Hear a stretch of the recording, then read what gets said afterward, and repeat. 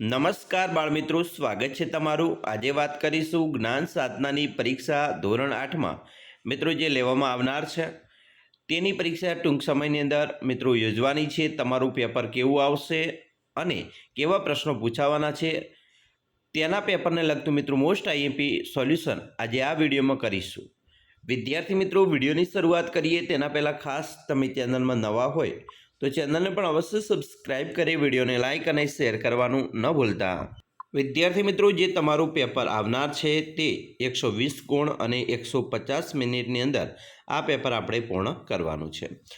જરૂરી સૂચના મિત્રો અહીંયા વાંચી લેવાની છે। તમને એક અલગથી OMR આપવામાં આવશે, તેની અંદર તમારે જવાબ ABCDમાં પૈકી કોઈ પણ એક જવાબ છે એ મિત્રો સાચો લખવાનો છે। તમારી હોલ ટિકિટ પણ મિત્રો નીકળવાની શરૂ થઈ ગઈ છે, તો ખાસ હોલ ટિકિટ પણ મિત્રો કાઢી અને હવે તૈયારી કરવાનું ચાલુ કરી દેજો। હવે આપણે અહીંયા તમારા પ્રશ્નની વાત કરીએ તો અહીંયા નીચેના શબ્દો વચ્ચેનો સંબંધ છે ધ્યાનમાં રાખી વિકલ્પ પસંદ કરવાનો છે। અહીંયા તમારે 1 થી 4 પ્રશ્નો આ પ્રકારના હશે, જેની અંદર મિત્રો પહેલું છે ચંદ્ર એ ઉપગ્રહ છે, જ્યારે પૃથ્વી તો એ ગ્રહ છે, તો આપણે અહીંયા ગ્રહ લખીશું એટલે આપણો જવાબ આવશે બી। બીજું, મીણબત્તી તો એ મીણમાંથી બને છે અને વૃક્ષમાંથી શું બને તો કાગળ બનશે, તો અહીંયા મિત્રો કાગળ આવશે। આના જેવો સંબંધ આપણે અહીંયા સ્થાપિત કરવાનો છે। ગુજરાતનું મિત્રો પાટનગર ગાંધીનગર છે, તો એવી રીતે મહારાષ્ટ્રનું મુંબઈ। મશીન તો ઇજનેર સાથે સંબંધ છે, જ્યારે ડૉક્ટરનો મિત્રો શરીર સાથે સંબંધ છે। અહીંયા તમને જે આકૃતિ આપેલી છે તેમાં કેટલા લંબચોરસ જોવા મળે છે એની વાત કરવાની છે। તો અહીંયા જે આકૃતિ આપેલી છે તેની અંદર લંબચોરસની સંખ્યા 9 છે। છઠ્ઠો પ્રશ્ન છે, નીચેનામાંથી કયો વિકલ્પ અલગ પડે છે? તો મિત્રો અહીંયા પાટણની રાણકી વાવ છે, ગાંધીનગરમાં દાંડી કુટીર છે, અમદાવાદમાં કાંકરિયા તળાવ આવેલું છે, જ્યારે વડનગરમાં કીર્તિ મંદિર એ મિત્રો અયોગ્ય છે। નીચેની આકૃતિમાંથી કેટલા ચોરસ જોવા મળે છે? તો અહીંયા મિત્રો જે આકૃતિ છે તેની અંદર તમારે ચોરસની સંખ્યા ગણવાની છે, તો અહીંયા કુલ 3 ચોરસ જોવા મળે છે। 8મો પ્રશ્ન છે મિત્રો, નીચે આપેલ સંખ્યાઓની શ્રેણી પૂર્ણ કરો।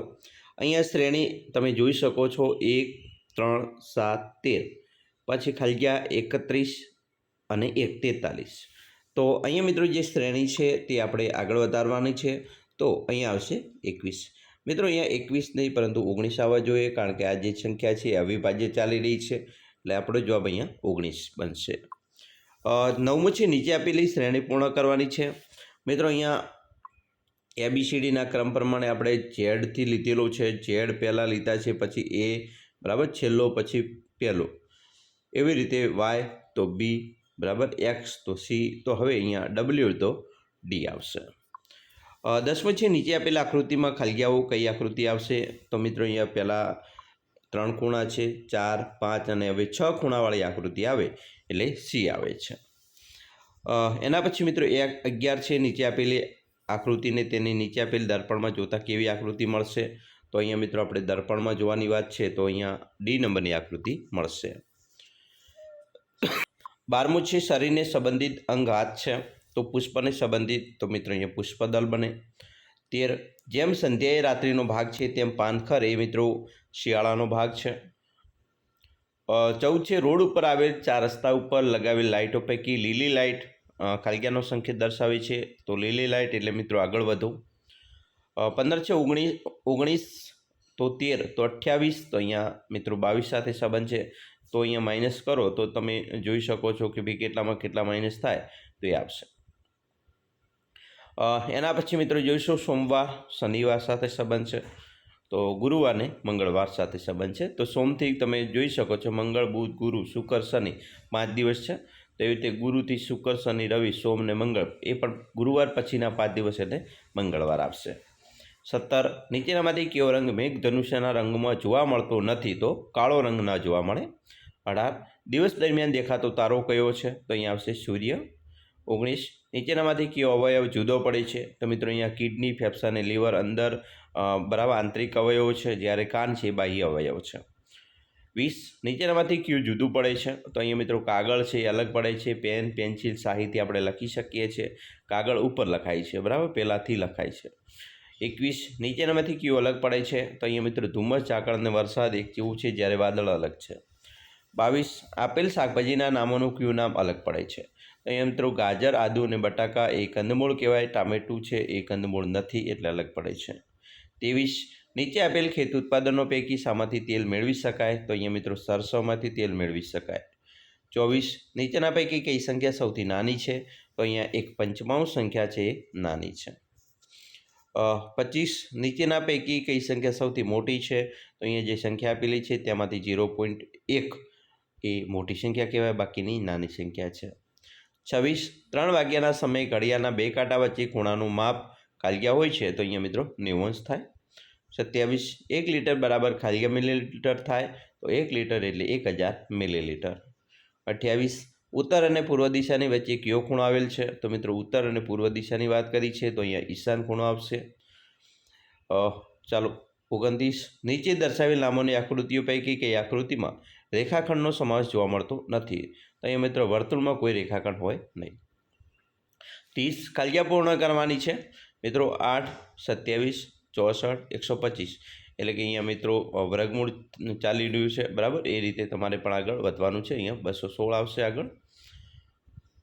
ચાલો 31 જેમ વર્તુળનો પરિઘ હોય છે તેમ ચોરસની ખાલિયા હોય છે, તો મિત્રો એને પરિમિતિ હોય. 32 અહીંયા મિત્રો કેમરને મૂળાક્ષરના ક્રમ પ્રમાણે ગોઠવીએ તો શું આવે? તો પેલો એ આવે, પછી સી આવે, પછી ઈ આવે, પછી એલ અને પછી એમ. તો આવું જે છે તે બીમાં જોવા મળે છે.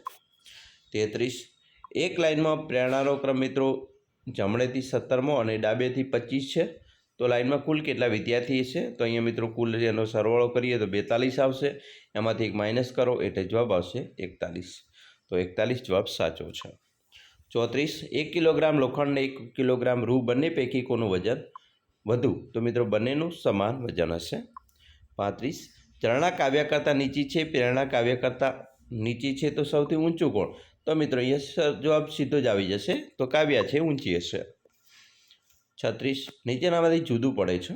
તો અહીંયા મિત્રો જાન્યુઆરી, માર્ચ અને ઓગસ્ટ, જ્યારે એમાં 31, જ્યારે એપ્રિલમાં 30 દિવસ હોય એટલે અલગ પડે છે. 37 1 કરોડમાં કેટલા હજાર હોય? તો મિત્રો 1 કરોડની અંદર 10,000 હોય છે.